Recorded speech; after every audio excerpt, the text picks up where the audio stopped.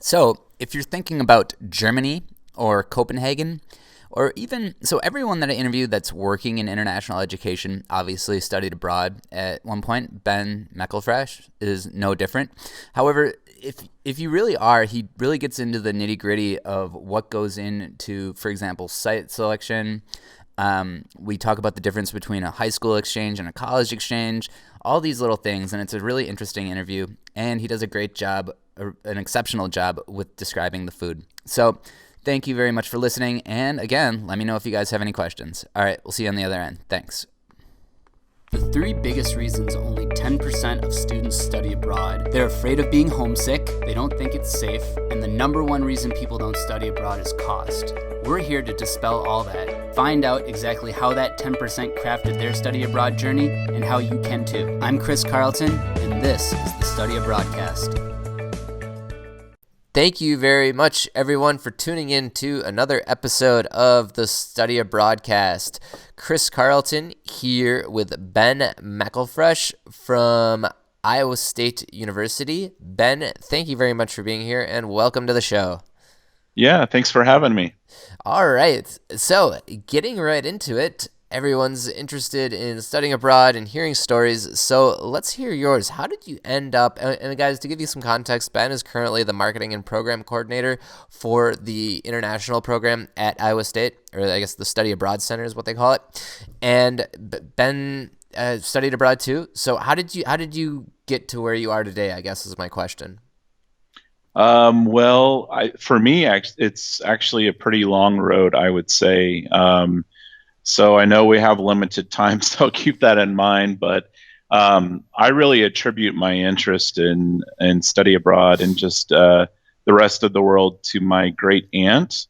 Growing up, she was the person in my life who was kind of the world traveler, and I feel like she kind of inspired that in me. So fast forwarding a little bit, when I was in high school, I was studying German as my foreign language, and our high school had a partnership with a school in Germany.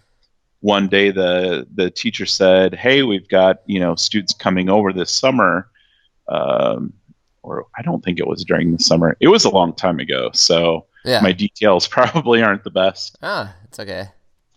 But she said, "Yeah, we have some German students coming over. Is anyone interested in hosting?" And I said, "Definitely. Let me talk to my folks." And so in high school, I hosted, my family and I hosted a foreign exchange student from Germany. His name's Christoph.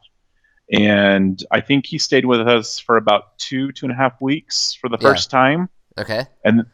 And then he came back and stayed for a trimester. My high school's on trimesters. Wait, so the first time he came, he just stayed for 2.5 weeks? Yeah, it was a group trip. So he was with other classmates from a school in Germany, and they came to the States and they went to New York for a few days, see the big city. Sure, yeah. So just kind of like a U.S. tour. The shortest interview I've had so far, I did someone who studied abroad during the winter session, and they went for 12 days. Yeah. Yeah, so I mean his first trip to the U.S. was probably not much longer than that. It may have been about 3 weeks in total, including kind of the New York bit, and then the rest was in Indiana. Yeah, it's funny. It's like you can decide to spend like 3 days in New York or 3 weeks in Indiana, right? Yeah, exactly. Okay, so then you hosted the study abroad student, and that means you went over to Germany yourself too, right? I did. Okay. So that was my first international experience, was going to stay with Christoph, going to his school, living with his family, practicing my German and all that. So I want to touch on that area for a little bit. Yeah. This was an exchange program, right? Is that what Yeah. it was? So the deal is, so if someone says exchange program, that means that you host a student and then you go over and you live with their family, so it's like a family exchange kind of? Yeah, and I would say, now that I'm I've only ever worked in study abroad since I graduated college, but Sure.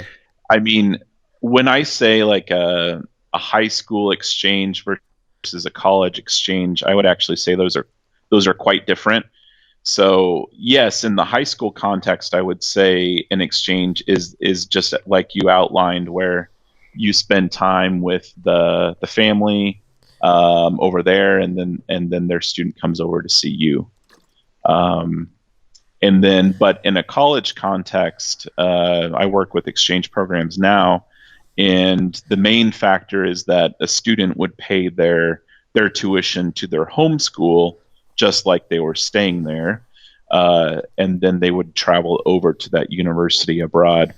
And then, of course, students from that university abroad would come to that, in this case, Iowa State University. So we call them both exchanges, but really, I think they're pretty different No, in so the that, end. yeah, see, I didn't, I mean, that's confusing. So It I is. kind of, I vaguely knew that. Like, I knew, yeah, I knew that a college exchange was that you paid the tuition as if you were going to your regular school. Mhm. And then it makes sense that the word exchange, you live at their house, they live at yours, but that's only for high school. Yeah, and I mean, also, I guess you could say that a lot of times these high school programs are called like sister school or sister Yep. city or Yeah. something like that. So I guess there are a lot of different names for what Yeah. you're actually doing, but Sure. So where in Germany and how long were you over there for? yeah. So I was in a small town called Ludinghausen, Germany. It's in the northwest. The state is Nordrhein-Westfalen, and it's closer to cities such as like Dortmund, Dusseldorf, and kind of that Cologne, that area of Germany. Um, so I basically did exactly what Christoph did, and I went first for about 2.5, 3 weeks during the summer, and then I loved my experience so much that I wanted to go back for a trimester. Um, and so that was about 3 months that I went back for. Okay.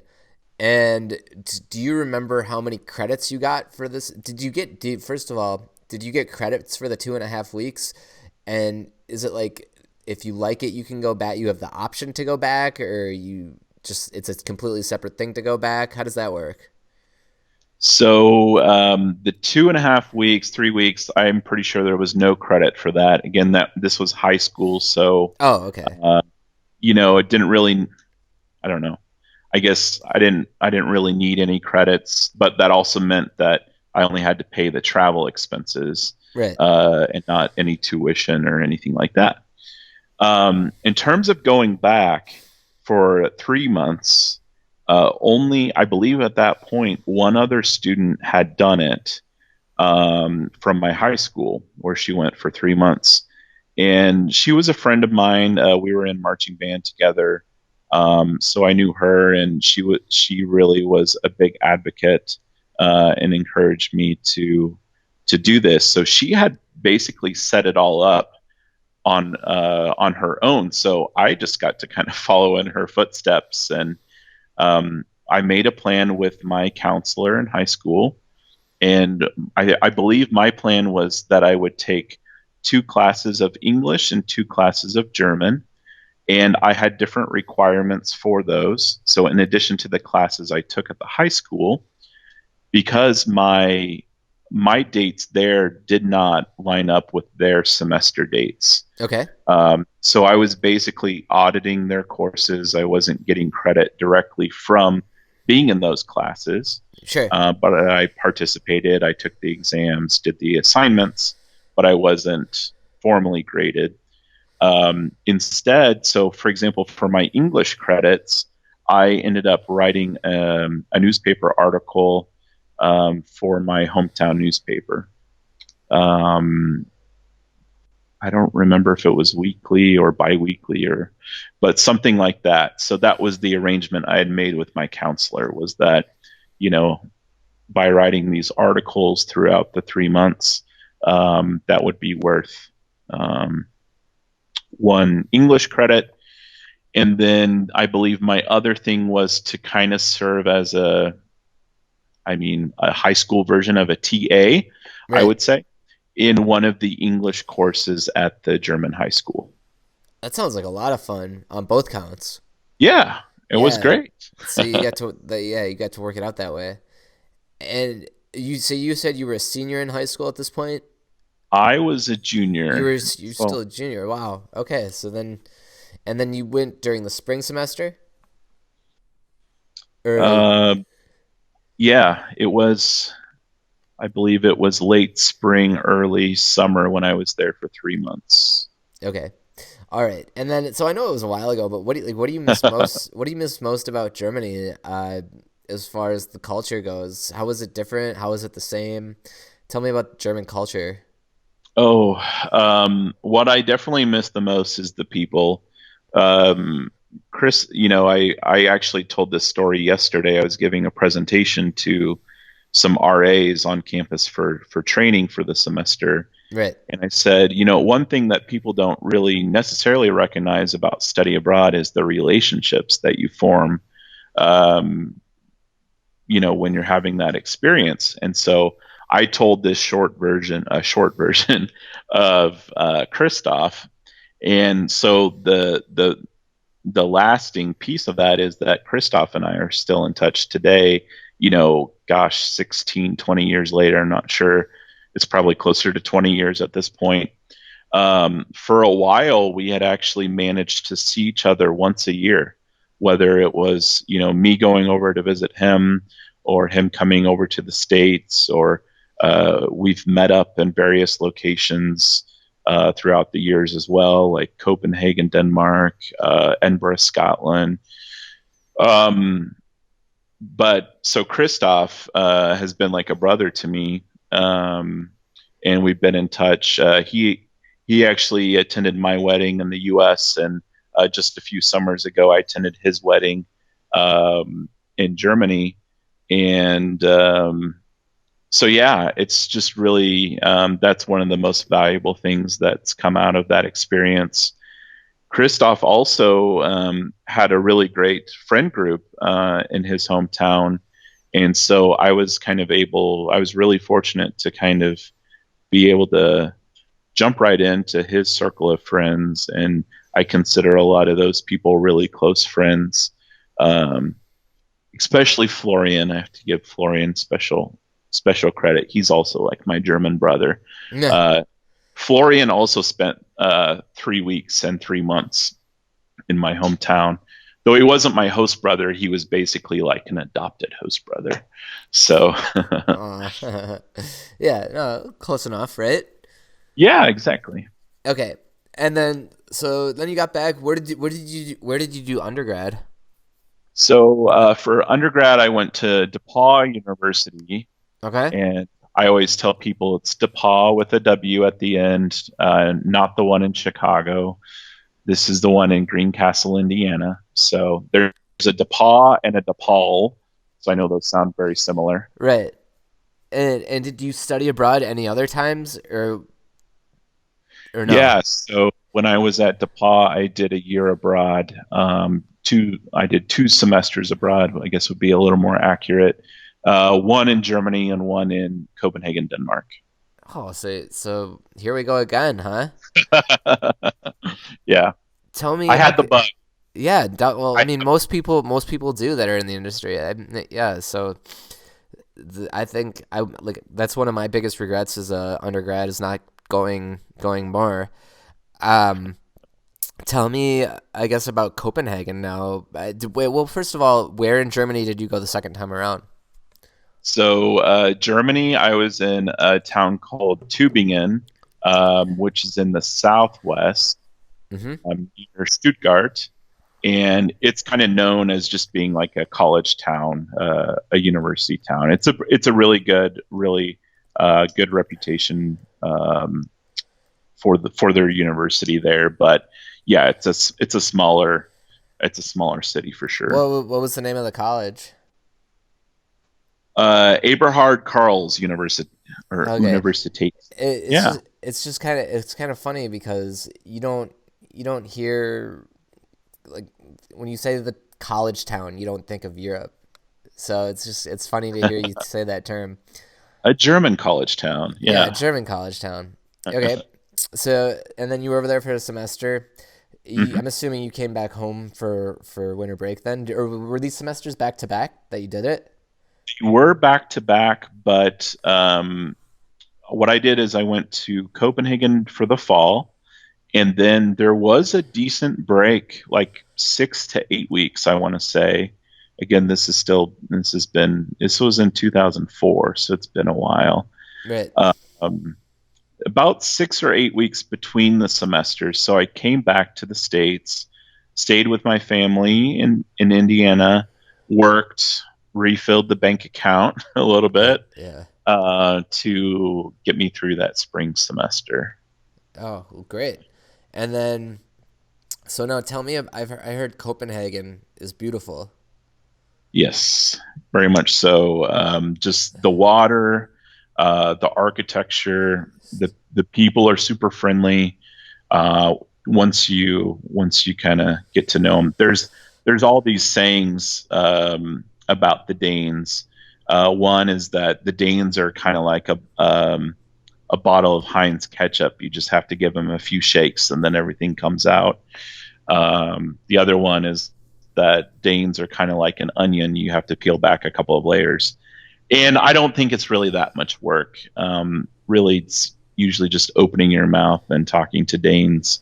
You realize that they are just, I mean, it's hard to talk in generalities, but the people I met over there were just wonderful and very welcoming. Um, so, yeah, that has a lot to do with it. The Danish hygge has kind of become I don't know, maybe a bit of a buzzword or something that is being written about in our pop culture these days. But I think there's a good reason for that. Right. And so, among all this time over in Germany, Copenhagen, and probably the rest of Europe, tell me, yeah, that's my next question is, did you visit any other countries or cities while you were over there? I sure did. All right. Um, I don't know if I can remember everywhere, but yeah. So I've seen several places both in Germany and Denmark. And when I was in Denmark, I traveled to other Scandinavian countries, Sweden and Norway, and yeah, I mean all over really. There's a handful of European countries kind of left on my bucket list at this point. Hungary being one of them that I haven't made it to, and then there's a lot of places where I just want to go back and spend more time. Um, but I spent a good chunk of time in Prague, some time in Scotland, traveling around. What is there anywhere that you missed that you want that's on your bucket list now? Budapest is definitely really high on my bucket list for European locations right now. Okay. You It say just that like you go over there like semi-annually or something. Do you have another trip planned anytime soon or? uh, well, so I used to. So my last job, I worked for DIS, which is a study abroad program provider. Uh-huh. Uh, they run the program in Copenhagen that I attended as a student, and I worked for them. And part of my job, I did a lot of travel for that job.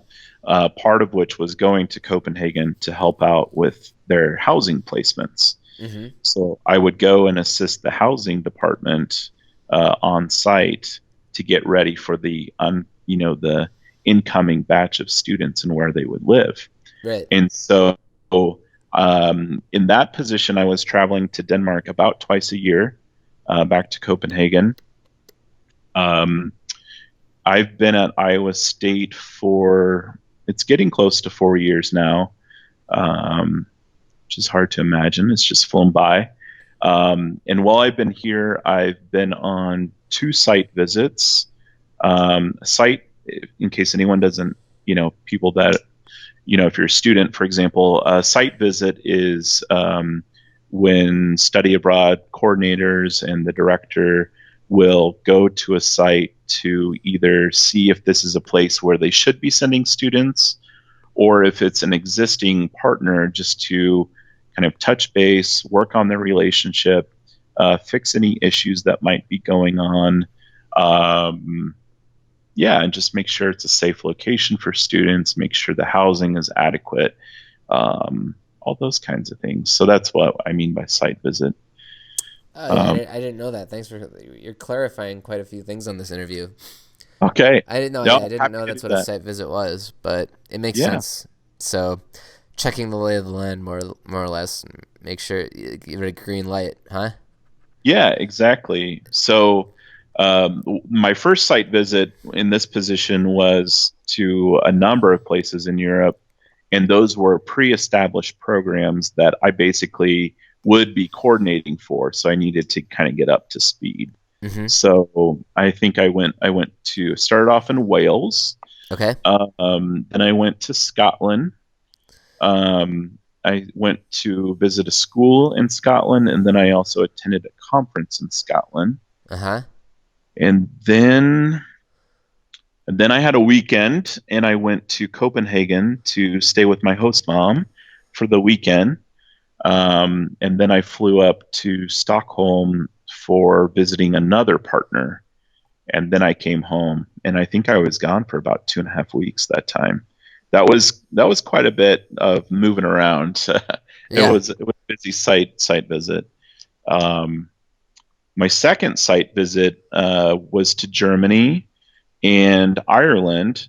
And so Germany, we were establishing new partners. So it was kind of that initial meeting and making sure, it was a safe location, a good partner that would take good care of our students. And then the program in Ireland was a program it's a program I still work with, and it's one of my most popular programs. And I said, I just really need to get on the ground to see what this program's all about so I can advise students much better. Right. So that kind of is an idea of, I guess it's been maybe 2 years since I've had an international business trip. I may be traveling to England to visit our exchange partners there this year in 2019. We'll see what happens. Okay. Yeah, England would be. Did you ever hit London before? I hit London. Yep. Okay. But nowhere else, and so this is not London. You're thinking about like other parts of the UK then? Yeah. So our partners, we have a partner in Exeter, which is Western England. It's about 2.5 hour train ride from London. And then our other partner is Lancaster, up in the north, kind of closer to Liverpool and Manchester in the Lake District. Was that like a sister? Is that what you mean by partner school, or what do you mean by that? So Iowa State has an agreement with both of these universities, and we have had for a number of years. And they are exchange partners of Iowa State. So we send students on a regular basis, and we also receive students at Iowa State from those two schools. Right. And can you share a travel story or something peculiar or unique that happened to you while you were abroad? Oh yeah. I'm trying to kind of one example that I always like, or one story that I always like to share, is kind of like this role reversal. So at the end of my junior year in studying abroad, junior year in college, my parents came over to visit, and this was their first visit to Europe. First trip really outside the U.S. People say Canada doesn't count, but I count Canada. Canada is an awesome place. So my parents had been to Canada, but I believe otherwise this was their second trip or first, transatlantic trip outside of the U.S. So they came over to visit me for about, I'd say it was closer to 3 weeks, 2.5 weeks. But because I had been doing all this traveling around Europe and navigating trains and things like that, I basically served as the trip leader, the tour leader for my parents when we were on vacation in Europe. Which, growing up, my parents had always taken care of and organized everything. So that was just a really it was fun for me to be in that role and to kind of take charge and show them, what what I learned outside the classroom during all this time in Europe, and just be able to get them around Europe safely, and catching trains with tight connections. And I did have to make my parents run. I personally don't like to run ever. But I had to encourage my parents to run through a train station because we had like a 2-minute connection time during one of our trips. So we even had to run through some random train station in Germany, which was a lot of fun. So, but yeah, I'd say that's one of my favorite stories. And how long were your parents over there for? I want to say it was about 2.5 weeks. Yeah, we did it was exhausting. Just hit several locations in Germany. I think one spot in Austria, around kind of in the Tyrol region, and then I think we hit about 3 locations in Switzerland, and then ended up in Copenhagen. I put my parents on a night train. Well, I was on there with them. Put my parents on a night train from Munich to Copenhagen, which takes 15 hours. So, that's just part of the experience, right? Night trains. I love trains, and night trains, I think, are a very special experience as well. Um, I had a buddy of mine come to visit me when I was working in Copenhagen. We haven't gotten there yet.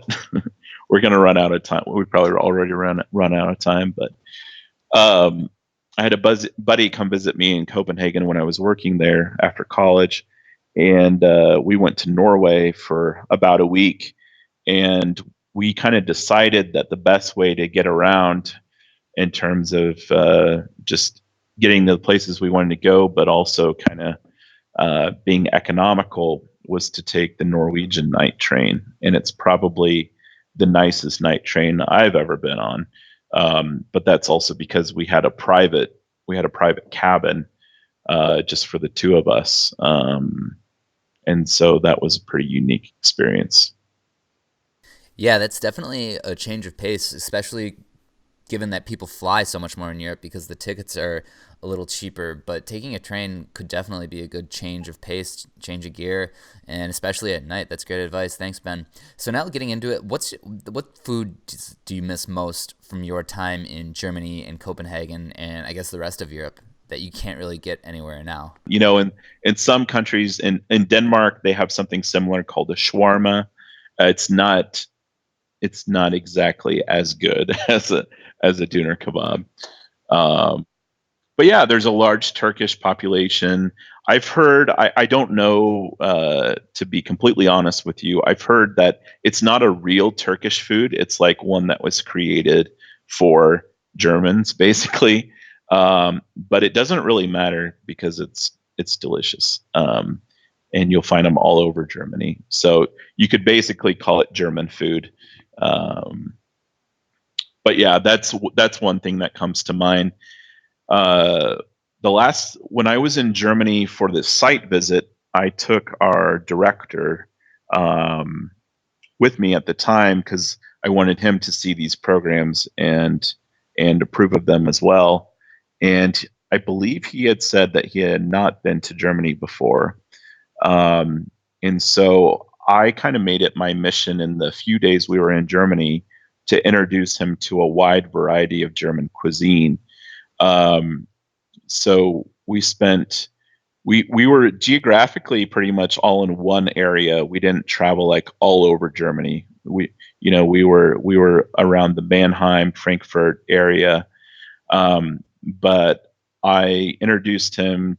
One of the first things I think I ordered was a Schweinehaxe, which is a pork shank, which is, if you've ever ordered one, a huge piece of meat with a large bone in it as well. But it's not all meat. But he was just like blown away that I would order something just that massive. And then I introduced him to kind of the German pancake, or pizza. It's kind of a weird name, Pfannkuchen. It basically looks like a pizza, but the name translated is almost like pancake. And then, of course, like sausages and schnitzel and potatoes and cabbage, a couple different ways, and German raviolis called Maltaschen, which was a specialty of kind of the Schwaben region where I studied in college. Spatzel, the German egg noodles. I don't know how we fit all this into just a few days. We did eat very well while we were there. But yeah, so those are, I love all those things. Schweinehaxe, the pork shank, is definitely one of my favorites though. Okay, I want to thank Ben very much for being on the interview. For some reason, the tail end of his interview cut out. It's the first time this has happened. Hopefully it'll be the last. But guys, give me an honest review of the show in the comments. Let me know how I did. Hook up with me on social media. And we'll see you again next time. Ben, thanks again. All right, bye. Hey guys, I hope you enjoyed the show. Be sure to check out all the really neat infographics on the rest of the posts as well as the interviews. There's a lot of good information. You should also download Studying Abroad 201. I really recommend it if you need kind of a fire lit under your ass for studying abroad and you need some motivation. It crafts my journey and exactly what I did. Also, we can email you new interviews, or you can connect with us on social media. All right, thanks a lot.